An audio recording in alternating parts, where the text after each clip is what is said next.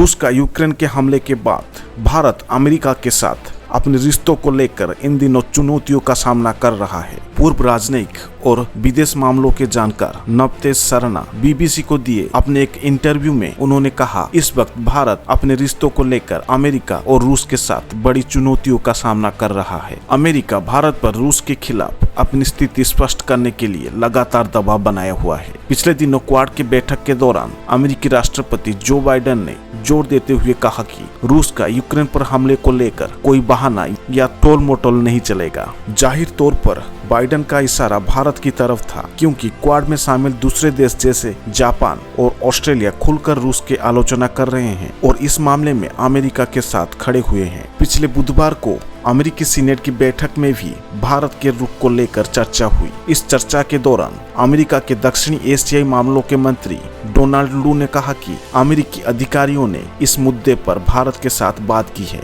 और बताने की कोशिश की है कि यूक्रेन पर रूस के हमले को लेकर भारत की आलोचना वाला बयान बेहद महत्वपूर्ण होगा। नवतेज सरना कहते हैं कि भारत संयुक्त राष्ट्र सुरक्षा परिषद में हुई रूस के खिलाफ वोटिंग में हिस्सा नहीं लिया। इसका यह अर्थ नहीं है कि भारत युद्ध के पक्ष में है। भारत यूक्रेन में सहायता पहुंचाने की पहल भी की है और भारत संयुक्त राष्ट्र के उस चार्टर में भी है जिसमें रूस को संयम बरतने और युद्ध खत्म करने की अपील की गई है। भारत चाहता है कि समस्या का हल बातचीत के जरिए ही हो, न कि युद्ध के माध्यम से। जानकारों का मानना है कि भारत के लिए ये स्थिति इसीलिए महत्वपूर्ण है कि जहां अमेरिका के साथ पिछले कुछ सालों में आर्थिक और सामरिक सहयोग काफी बढ़ा है, तो वहीं भारत रूस पर रक्षा से जुड़े उत्पादों की सप्लाई को लेकर निर्भर रहा है। नवतेज सरना कहते हैं कि 70 के दशकों से भारत और रूस के बीच सामरिक रिश्ते रहे हैं और हथियारों की आपूर्ति के लिए भारत रूस पर निर्भर रहा और इसके अलावा अंतरिक्ष अभियानों